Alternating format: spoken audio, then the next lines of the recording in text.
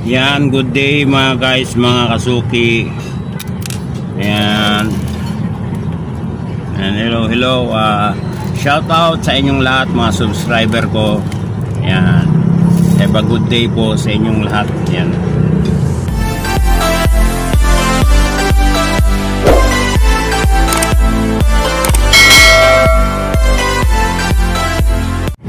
Ang tampo ko ngayon na for today's vlog mga kasuki ay isang relo na Fossil.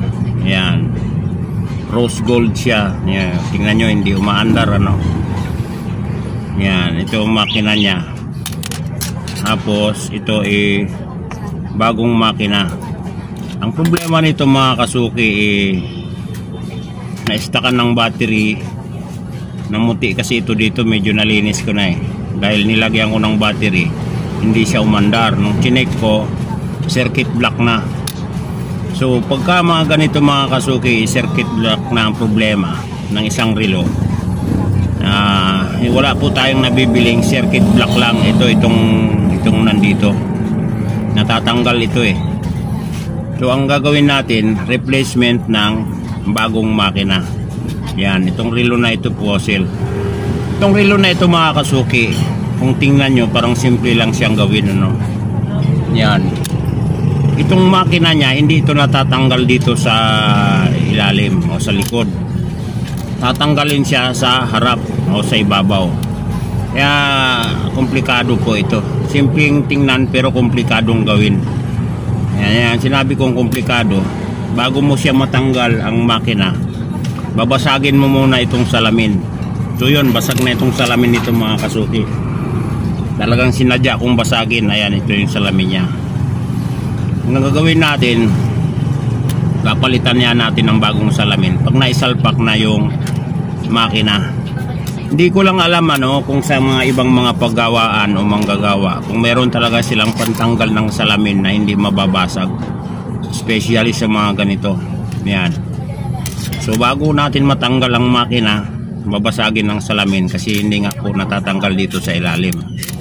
Yan mga kasuki no? Yan. Tinanggal ko yung pinaka gasket nya. Yan. Ito yung fittings na to, fitting gasket. Diyan po nakalagay yung salamin. Yan. So yun, tinanggal ko na dahil walang salamin. Matatanggal na natin ang makina nya mga kasuki. Ayan. Doon pa po sa unahan. So yan, natanggal na mga kasuki ano. So ngayon, ipapalitan natin itong bagong makina. Yung makina natin na i-replace mga kasuki, kapareho lang yan. Ayan, tingnan nyo oh, di ba? Mapapansin niyo, pareho lang siya. Ayan. Yung fittings lang ililipat lang natin. So yan na gagawin na natin ito. Na papalitan natin yung bagong makina sa dating makina. Siyempre unang-una tatanggalin natin ang mga kamay niya. Ayan. So yan ang mga kasuki ano? Natanggal ko na itong mga kamay. Ayan, tanggal na natin ang mga kamay niya. Alisin natin tong fittings. Ayan, nakasalpak lang naman nito.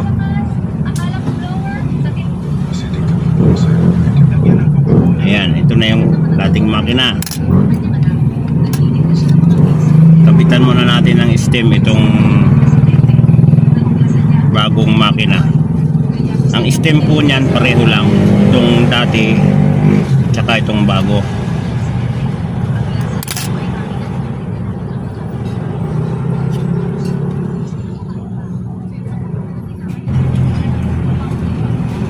Yun, saktong-sakto lang siya mga kasuki oh.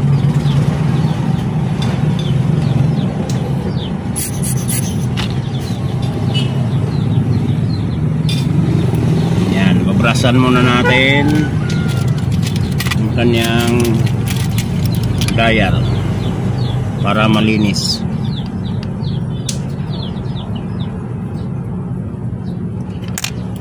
kakabit na natin ang kanyang dating kamay. So simple lang ito mga kasuki na relo, no? Wala siyang calendar, wala siyang date or day and date.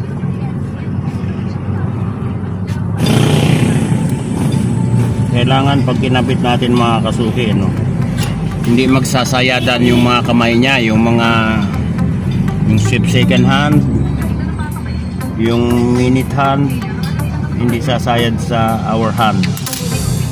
Yung second hand kailangan hindi sasayad sa minute hand.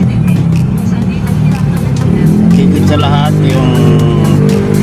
yung minute hand, second hand hindi sasabit, hindi didikit o sasayad sa salamin.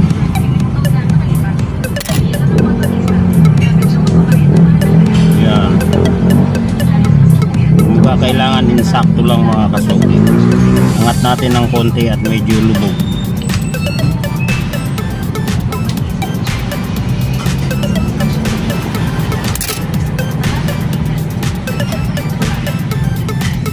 Ayan, konti pa.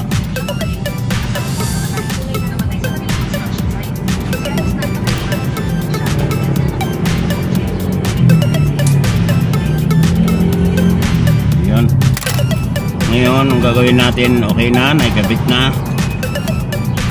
Lagyan natin siya ng battery. Ang battery nito mga kasuki ay 621. Yan, sa akin ang ilalagay natin kasi ito yung kasama na battery doon sa pagbili natin ng makina.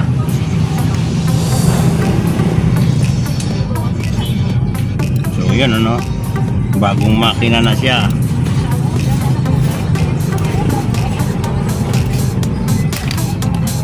Yan, kita naman ninyo, mandar na. Okay, yan na siya mga kasuki. Ngayon ikakabit na natin siya sa case nya. Kailangan check natin na hindi laglag ang mga kamay. Okay lang yan, itik-tok ko konti mga kasuki. Wag lang talaga yung ihampas or ilaglag ng para ma-check natin kung yung kamay ay hindi malaglag or hindi nagang magalaw. Yan.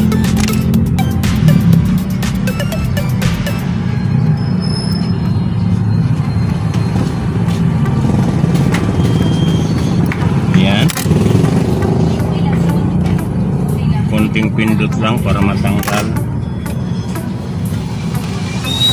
Kabit na natin yung fittings din bago natin. Okay, kakabit na natin sa kaha.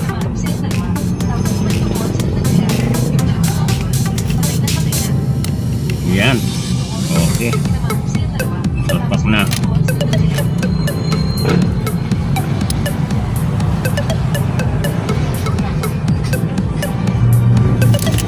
Mga kasuki, kakabit natin. Kabit muna natin itong fittings ng salamin. Yan.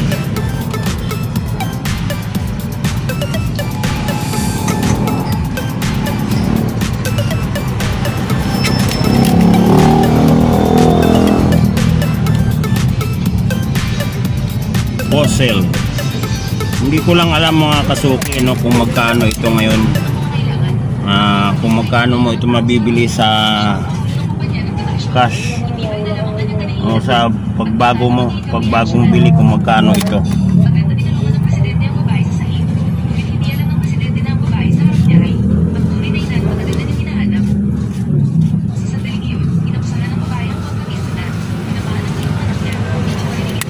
Okay, kabit na natin ang stem. Check ulit natin. Yan, hindi na siya manalaglag.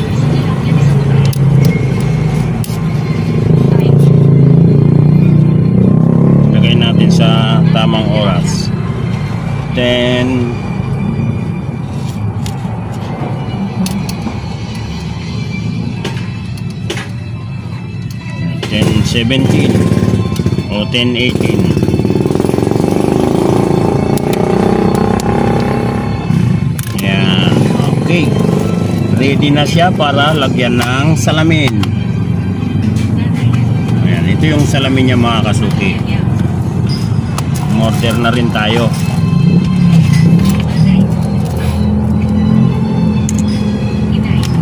So ayun na, kakabit na yung bagong makina. So yan, ito na mga kasuki, ano, nalagyan ko na ng salamin. Ayan o. So, ayan. Hindi ko pa yan nadikitan. Then yung takip na lang, madali na lang, salpak na. So yan, okay na to. Ito na yung dating makina. Yan, pwede na itong i-text kay ma'am na nagpagawa sa akin. Okay na. Bosel Rose Gold, diba? Magandang klase oh. Madali tingnan gawin, pero pag ginawa mo na komplikado. Bakit? Kasi hindi mo matatanggal yung makina dito. Hindi katulad ng ibang relo na matatanggal mo dito yung makina kasama ang dial. Ito hindi, ang dial niya nandito sa harap. Kailangan tanggalin mo dito sa harap at babasagin mo ang salamin. So pag binasag mo, kailangan maganda ka na ng pamalit na salamin. Then yun, dahil nga binasag natin, meron na tayong pamalit.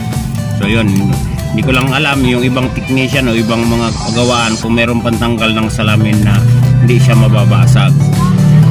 Ayan, so palitan na ng salamin ang makina, bagong battery. Ito yung dating makina. Ayan, mapapansin ninyo, parehong pareho. So okay na ito.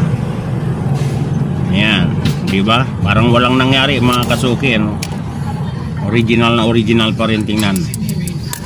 Yan, thank you mga guys, mga kasuki. Shout out po sa inyong lahat.